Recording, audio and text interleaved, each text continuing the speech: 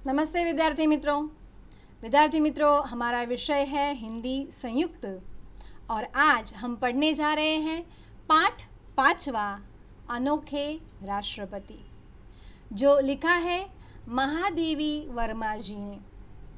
पहले हम लेखिका का परिचय पढ़ेंगे और फिर जाएंगे पाठ की ओर। चलिए हम पढ़ते हैं लेखिका का परिचय। अनोखे राष्ट्रपति महादेवी वर्मा। उनका जन्म 1907 में फारुखाबाद उत्तर प्रदेश में हुआ। उनकी मृत्यु 1987 में इलाहाबाद उत्तर प्रदेश में हुई। महादेवी वर्मा जी प्रतिभावान साहित्यकार थीं। आप छायावाद के 4 प्रमुख स्तंभों में से एक मानी जाती है। आपकी रचनाएं समाज के प्रत्येक वर्ग को प्रभावित और प्रेरित करती है। आपको आधुनिक मीरा और हिंदी के विशाल मंदिर की सरस्वती कहा जाता है और उनकी प्रमुख कृतियां हैं निहार, रश्मि, संध्या गीत यह काव्य संग्रह है, संकल्पिता, श्रृंखला की कड़ियां यह निबंध है, पथ के साथी, मेरा परिवार, अतीत के चलचित्र यह रेखा चित्र आदि इनकी प्रमुख कृतियां हैं। चलो पढ़ेंगे पाठ संबंधी जानकारी। गद्य संबंधी देखेंगे। महादेवी वर्मा जी द्वारा लिखित प्रस्तुत संस्मरण भारत के प्रथम राष्ट्रपति डॉक्टर राजेंद्र प्रसाद जी, यानी राजेंद्र बाबू जिनको कहते हैं, डॉक्टर राजेंद्र प्रसाद जी, जो अपने स्वतंत्र भारत के प्रथम राष्ट्रपति जी थे, इनके बारे में है। पाठ में डॉक्टर राजेंद्र प्रसाद जी की सादगी, सरलता, सहज स्वभाव के बारे में प्रकाश डाला गया है। यहाँ लेखिका ने स्पष्ट किया है कि भारत के महामहिम पद पर पहुंचकर भी डॉक्टर राजेंद्र प्रसाद में अहम लेश मात्र भी नहीं था। यानी अहम भाव, जो अपनेपन का भाव, बड़प्पन का भाव जो होता है, तो उनमें वह लेश मात्र भी नहीं था। वह थे, महामहिम थे। महामहिम यानी यह सर्वोच्च पद होता है। राष्ट्रपति, अपने देश के नेताओं का सर्वोच्च पद होता है राष्ट्रपति। वह उस राष्ट्रपति के पद पर थे, फिर भी उनके पास अहम भाव बिल्कुल ही नहीं था। यानी डॉक्टर राजेंद्र प्रसाद वह इतने सरल, इतने सहज स्वभाव के व्यक्ति थे और उनके साथ साथ उनकी सहधर्मिणी, सांध्वी प्रकृति की सरल, क्षमामयी और सबसे प्रति ममतालु थी। वे राष्ट्रपति भवन में अपने परिवार के लिए स्वयं अपने हाथों से भोजन बनाती थी। राष्ट्रपति बनने के बाद भी राजेंद्र बाबू पहले जैसे ही सादगी, सरलता और उनमें अहम भाव बिल्कुल भी नहीं था। और इस प्रस्तुत संस्मरण में लेखिका महादेवी वर्मा जी राजेंद्र बाबू और उनकी सहधर्मिणी की सादगी, सरलता, निश्चलता, सहज स्वभाव के बारे में आंखों देखा वर्णन कर रही है। चलो चले हम इस पाठ की ओर चलते हैं और देखते हैं कि लेखिका उनका वर्णन किस प्रकार करती है। राजेंद्र बाबू को मैंने पहले एक सर्वथा गद्यात्मक वातावरण में ही देखा था, परंतु उस गद्य ने कितने भावात्मक क्षणों की अटूट माला गुंथी है, यह बताना कठिन है। मैं प्रयाग में बीए की विद्यार्थी थी और शीतावकाश में घर भागलपुर जा रही थी। पटना में भाई के मिलने की बात थी, अतः स्टेशन पर ही प्रतीक्षा के कुछ घंटे व्यतीत करने पड़े। स्टेशन के एक ओर 3 पैरों वाली बेंच पर देहाती की वेशभूषा में कुछ नागरिकों से घिरे सज्जन जो विराजमान थे, उनकी ओर मेरी विहंगम दृष्टि जाकर लौट आई। वास्तव में भाई से यह जानने के उपरांत कि उक्त सज्जन ही राजेंद्र बाबू है, मुझे अभिवादन का ध्यान आया। राजेंद्र बाबू जो थे, इनका मिलने का उनका जो प्रयोजन था वह आया कब, जब वे प्रयाग में बीए की विद्यार्थिनी थी और शीतावकाश में वह अपने घर जा रही थी। स्टेशन में भाई को मिलना था और इसलिए वह स्टेशन में कुछ प्रतीक्षा कर रही थी और स्टेशन के एक ओर 3 पैरों वाली बेंच जो थी वहाँ पे एक देहाती वेशभूषा में, यानी देहात के लोग, गांव के लोग जैसी वेशभूषा करते हैं, उस वेशभूषा में एक आदमी पूरे नागरिकों से घिरा हुए वह सज्जन जो थे वहाँ विराजमान थे। और वहाँ उनकी दृष्टि वहाँ पे गई और फिर भाई से उनको पता चला कि वही है सज्जन। कौन है? तो वह है राजेंद्र बाबू। और फिर उन्होंने अभिवादन किया। उनको ये जानकर बहुत ही आश्चर्य हुआ कि एक देहाती गांव के लोगों की जैसे वेश में ये राष्ट्रपति यहाँ पे कैसे विराजमान हो सकते हैं। आगे चलते हैं। पहले दृष्टि में ही जो आकृति स्मृति में अंकित हो गई थी, उसमें इतने वर्षों ने न कोई नई रेखा जोड़ी है और न कोई नया रंग भरा है। सत्य में से जैसे कुछ घटना या जोड़ना, घटाना या न जोड़ना संभव नहीं रहता, वैसे ही सच्चे व्यक्तित्व में कुछ जोड़ना घटाना संभव नहीं है। यानी सत्य जैसे है वो सत्य ही रहता है, उसमें कुछ घटाना या जोड़ना संभव नहीं है। वैसे व्यक्तित्व का भी हो सकता है कि उनमें कुछ जोड़ना या घटाना संभव नहीं है। काले घने पर छोटे कटे हुए बाल, इनका वर्णन किया है। पूरा वर्णन उनका जो है व्यक्तित्व का, वो वर्णन लेखिका ने यहाँ पे किया है कि काले घने छोटे कटे हुए बाल, चौड़ा मुख, चौड़ा माथा, घनी भ्रुकुटियों के नीचे बड़ी आंखें, मुख के अनुपात में कुछ भारी नाक, कुछ गोलाई लिए चौड़ी ढुट्टी, कुछ मोटे पर सुडौल होंठ, श्यामल झाई देता हुआ गेहुआ वर्ण, बड़ी बड़ी ग्रामीणों जैसी मूछें जो ऊपर के ओंठ को ही नहीं ढक लेती थी, नीचे के ओंठ पर भी रोमिल आवरण डाले हुए थी। हाथ, पैर, शरीर सब में लंबाई की ऐसी विशेषता थी जो दृष्टि को अनायास आकर्षित कर लेती थी। उनकी वेशभूषा की ग्रामीणता तो और भी दृष्टि को उलझा लेती थी। खादी की मोटी धोती ऐसा फेटा देकर बांधी गई थी कि एक ओर दाहिने पैर पर घुटना छूती थी और दूसरी ओर बाएं पैर की पिंडली। मोटे खुरदरे काले बंद गले के कोट में ऊपर का भाग बटन टूट जाने के कारण खुला था। यानी आप देख सकते हैं कि कैसे जैसे एक आम आदमी होता है और आम आदमी अपनी जैसी एक विशेषता होती है कि वह एक सिंपल और उसमें कुछ अलग ऐसा कुछ नहीं होता, उसी तरह से उनका रहन सहन, उनका वेश जो है, परिवेश जो है, वो उसी तरह से था जैसे एक आम आदमी का, एक आम भारतीय लोगों का, खास करके किसानों का होता है, वही वह वेश करते थे। चलिए आगे देखते हैं। और घुटने के नीचे का बटनों से बंद था। सर्दी के दिनों के कारण पैरों में मोजे जूते तो थे, परंतु कोट और धोती के समान उनमें भी विचित्र स्वच्छतावाद था। मिट्टी की परत से न जूतों के रंग का पता चलता था न रूप का। गांधी टोपी की स्थिति तो और भी विचित्र थी। उसकी आगे की नोक बाई भौं पर खिसक आई थी और टोपी की कोर माथे पर पट्टी की तरह लिपटी हुई थी। यानी आप देख, यहाँ पे जो वर्णन किया है उससे आपको पता चल सकता है कि वह इतने सिंपल थे। उनके यहाँ कोट का ऊपर का बटन जो था वो टूटा हुआ था, नीचे का बटन जो है वो बंद था।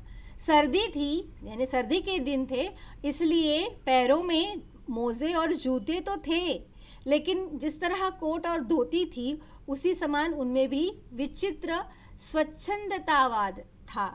यानी ना मिट्टी की परत जूतों पर चढ़ने से, यानी जूते जो थे पॉलिश वगैरह कुछ नहीं थे, मिट्टी जो थी उस जूतों पर चढ़ी हुई थी, इसलिए मिट्टी का रंग कौन सा है और जूतों का रंग रूप क्या है वो कुछ भी समझ में नहीं। सिर पर गांधी टोपी थी, यानी जो टोपी पहनते हैं वो टोपी थी, और वो और भी उसकी स्थिति विचित्र थी।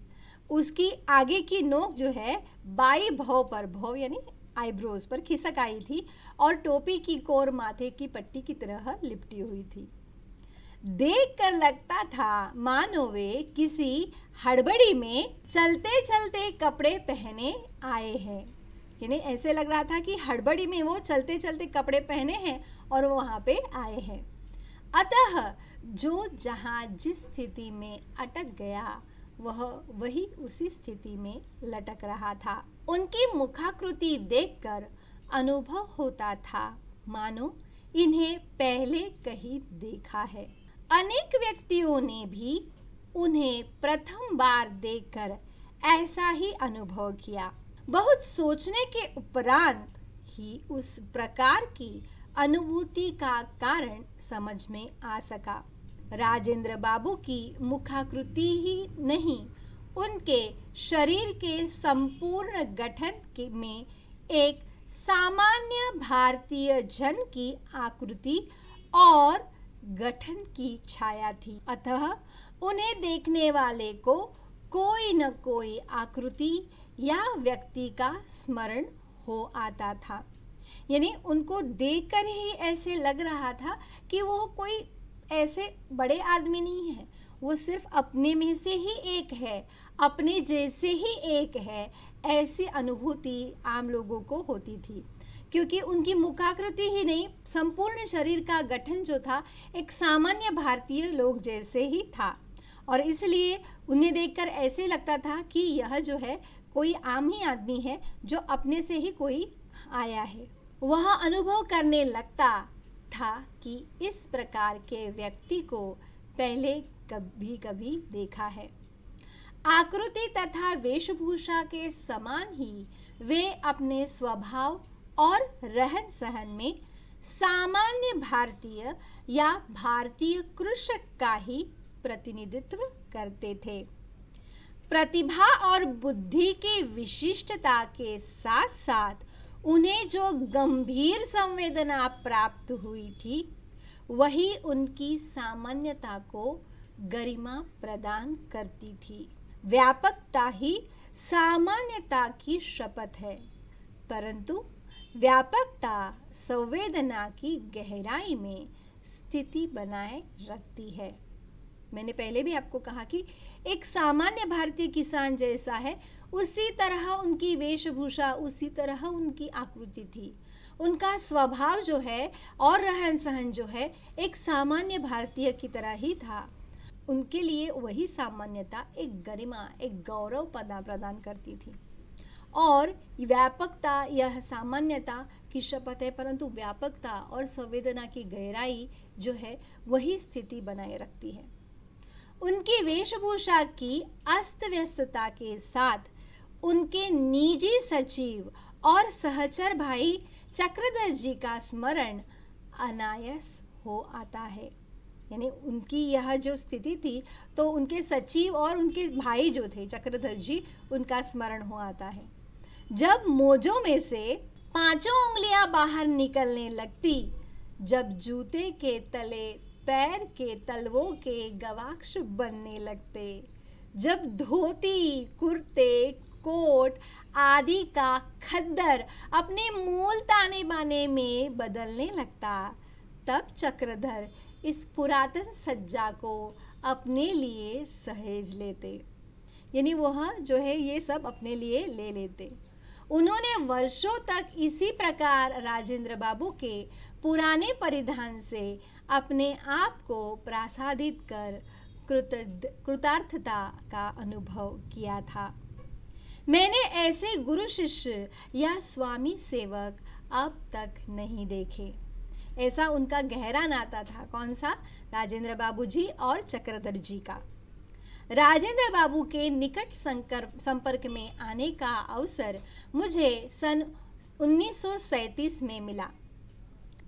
यानी राजेंद्र बाबू जी के पास और लेखिका का उनका जो संपर्क जो है, उनका निकट का संपर्क जो है उनको आया, यानी यह अवसर उनको तब मिला, यानी 1937 में मिला, जब वे कांग्रेस के अध्यक्ष थे और वह उस रूप में उनके महाविद्यालय के भवन का शिलान्यास करने प्रयाग आए थे।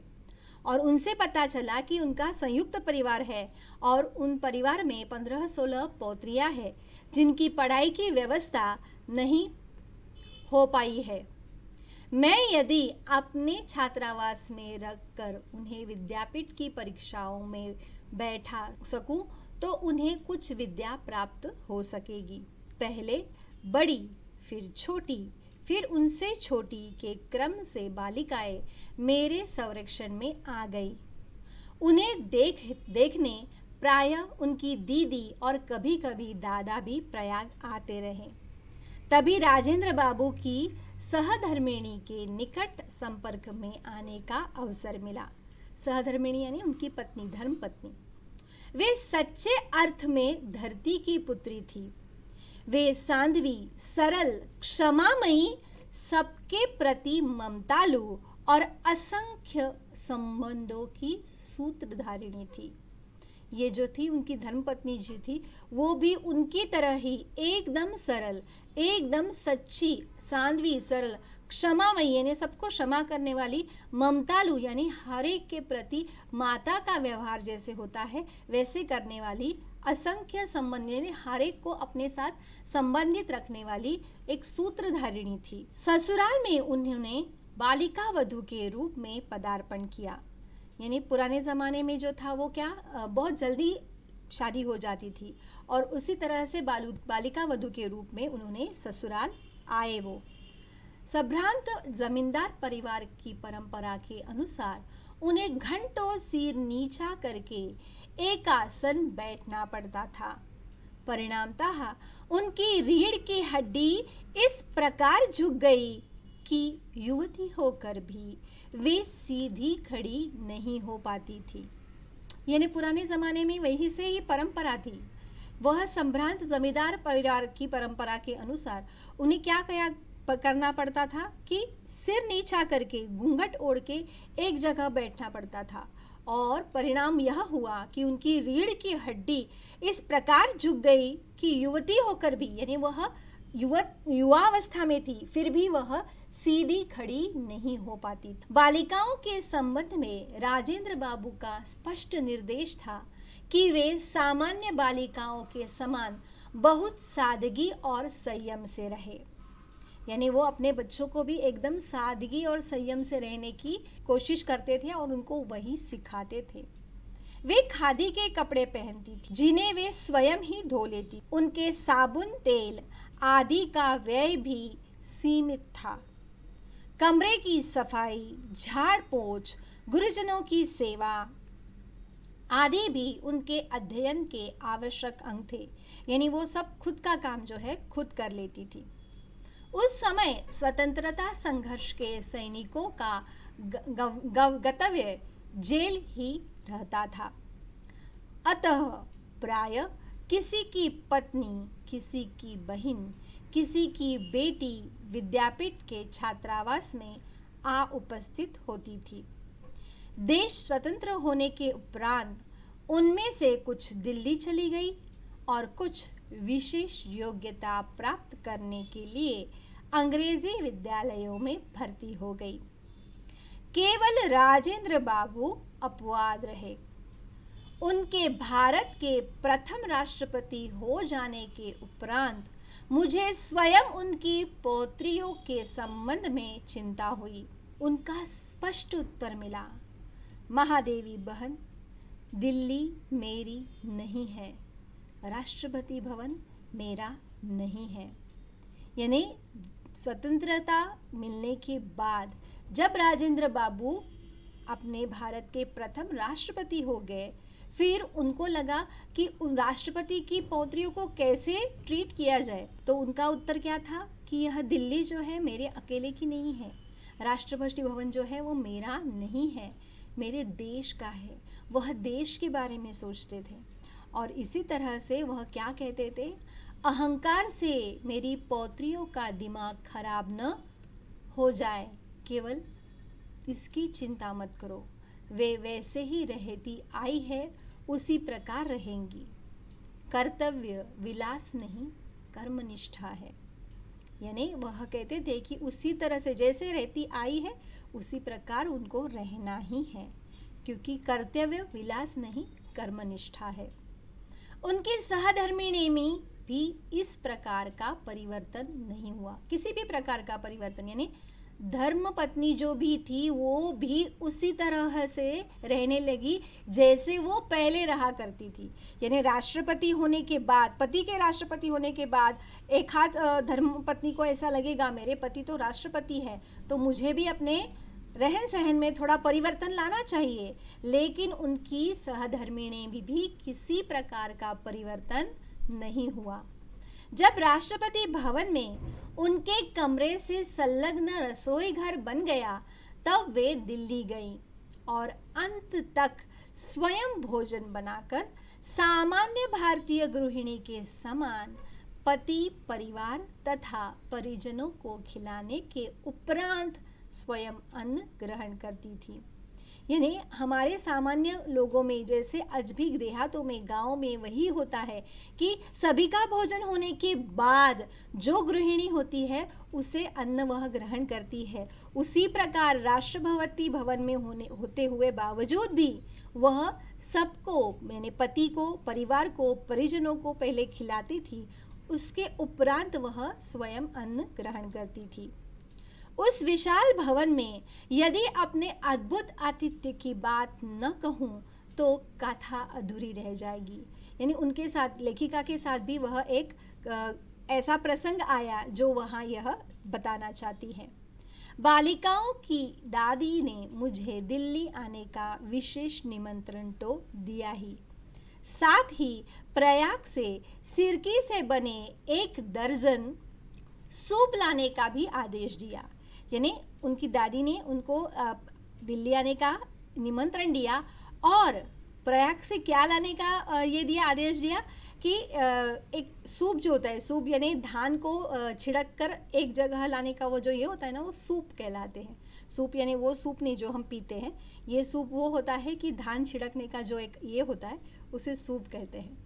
वो कितने, तो 1 दर्जन लाने के लिए कहा था। 1 दर्जन यानी 12 जो है वो 1 डजन माना जाता है, 12 जो होते हैं अंक वो 1 डजन माना जाता है। तो वो लाने का उनको आदेश दिया।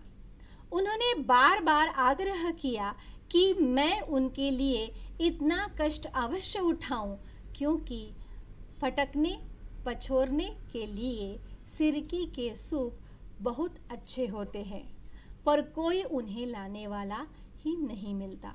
यानी जो भी धान्य है उसको फटकने और पछोरने के लिए सिरकी के सूप ही बहुत अच्छे होते हैं, लेकिन कोई उसे लाकर नहीं देने वाला था, इसलिए तुम लाना, यह जरा कष्ट उठाना, ऐसे वह हमेशा बार बार उनको आग्रह किया करती थी। प्रथम श्रेणी के डिब्बे में 12 सूप के टांगने पर जो दृश्य उपस्थित हुआ उससे भी अधिक विचित्र दृश्य तब प्रत्यक्ष हुआ जब राष्ट्रपति भवन से आई बड़ी कार पर यह उपहार लादा गया। यानी ट्रेन से जब वे आई, वह प्रथम श्रेणी में आई और वो प्रथम श्रेणी में वो 12 सूप जो थे वो टांगने का दृश्य, और उससे भी अधिक विचित्र क्या, जब राष्ट्रपति भवन से आई बड़ी कार थी और वो उस पर यह उपहार लादा गया। राष्ट्रपति भवन के हर द्वार पर सलाम ठोकने वाले सिपाहियों की आंखें विस्मय से खुली रह गई। ऐसी भेंट लेकर कोई अतिथि न कभी वहां पहुंचा था न पहुंचेगा, पर भवन की तत्कालीन स्वामिनी ने मुझे अंक में भर लिया। यानी ये सब देखकर वो सिपाही जो थे वो भी अचंभित रह गए, ये कौन सा है, ये कैसा उपहार लाए हैं और ये अतिथि क्या लेकर आए हैं, ये देखकर वह अचंभित रह गए। लेकिन वो घर की स्वामिनी जो थी उन्होंने उनको अपने बाहों में ले लिया। राजेंद्र बाबू तथा उनकी सहधर्मिणी सप्ताह में एक दिन अन्न नहीं ग्रहण करते थे। संयोग से मैं उनके उपवास के दिन ही पहुंची, अतः उनकी यह जिज्ञासा स्वाभाविक थी कि मैं कैसा भोजन पसंद करूंगी। उपवास में भी अतिथेय का साथ देना उचित समझकर मैंने निरन्न भोजन की ही इच्छा प्रकट की। फलाहार के साथ उत्तम खाद्य पदार्थों की कल्पना स्वाभाविक रहती है।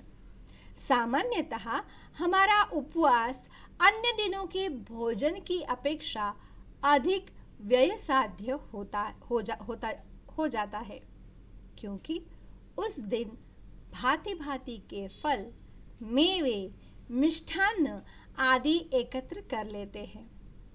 राजेंद्र बाबू और उनकी धर्मपत्नी सप्ताह में एक दिन अन्न भोजन नहीं लेते थे, और संयोग यही था कि लेखिका उसी दिन, जिस दिन उनका उपवास था, उसी दिन वह वहां पहुंची।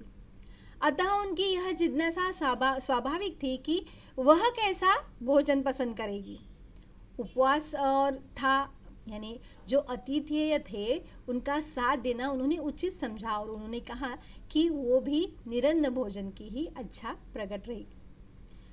अभी उनको लगा कि उपवास है तो फलाहार तो होगा ही, और फिर उसके साथ अनेक जो खाद्य पदार्थ हैं उपवास के वो भी आएंगे। ये उन्होंने कल्पना करना स्वाभाविक ही था। लेकिन मोस्ट प्रोबेबली ऐसे ही होता है कि उपवास के दिन हम क्या करते हैं, ज़्यादा अन्न भोजन या ज़्यादा अन्न जो है हम लेते हैं, क्योंकि क्या होता है उस दिन जब उपवास होता है भांति भांति के फल, यानी डिफरेंट टाइप्स ऑफ फ्रूट्स, उसी तरह से मेवे, मिष्ठान्न एकत्र कर लेते हैं, और हम उपवास के दिन सबसे ज़्यादा खाते हैं, ऐसे कहा जाता है, या ऐसे कभी कभी होता है। मुझे आज भी वह संध्या नहीं भूलती जब भारत के प्रथम राष्ट्रपति को मैंने सामान्य आसन पर बैठकर दिन भर के उपवास के उपरांत केवल कुछ उबले आलू खाकर पारायण करते देखा। मुझे भी वही खाते देखकर उनकी दृष्टि में संतोष और ओठों पर बालकों जैसी सरल हंसी छलक उठी। जीवन मूल्यों की परख करने वाली दृष्टि के कारण उन्हें देश रत्न की उपाधि मिली, और मन की सरल स्वच्छता ने उन्हें अजात शत्रु बना दिया। अनेक बार प्रश्न उठता है, क्या वह साचा टूट गया जिसमें ऐसे कठिन कोमल चरित्र ढलते थे? दिन भर का उपवास था। संध्या समय उन्होंने उपवास छोड़ने का प्रयोजन किया, तब उन्होंने देखा कि भारत के प्रथम राष्ट्रपति एक सामान्य आसन पर बैठकर दिन भर का उपवास किससे पारायण करते हैं, यानी छोड़ते हैं, सिर्फ कुछ उबले हुए आलू से। नहीं तो क्या होता है, उपवास जब हम समाप्त करते हैं तो बहुत सारे मिष्टान्न, बहुत सारे तरह तरह के पदार्थ जो है हमारे सामने होते हैं, लेकिन भारत के प्रथम राष्ट्रपति भवन में एक सामान्य आसन पर बैठकर दिन भर के उपवास के बाद क्या खाते हैं, तो कुछ उबले हुए आलू। और यह खाते देखकर, और फिर उन्होंने भी वही खाया, लेखिका ने भी वही खाया, तो फिर उनके दृष्टि में संतोष और ओठों पर एक बालकों जैसी सरल हंसी छलक उठी। सचमुच ये जीवन मूल्य की परख उनकी जो है वह दृष्टि जो है, और यही जो दृष्टि उनके पास थी जो इन जीवन मूल्यों की परख करती थी, उसी के कारण उनको देश रत्न उपाधि मिली। और उनका मन जो था सरल और स्वच्छ था, और इसी कारण वह अजात शत्रु बन गए। फिर लेखिका को प्रश्न आया कि क्या वह साचा टूट गया, क्योंकि आजकल ऐसे इंसान मिलना बहुत ही दुर्लभ हो गया है। संस्मरण राजेंद्र बाबू इससे लिया गया यह पाठ है। आशा करती हूँ कि राजेंद्र बाबू का यह जीवन जो एक छोटी सी कहानी के स्वरूप में लेखिका ने यहाँ पे बताने की कोशिश की है, आपकी समझ में आ गया होगा। कहते हैं धन्यवाद। मिलेंगे अगले पाठ के साथ, तब तक नमस्कार, धन्यवाद।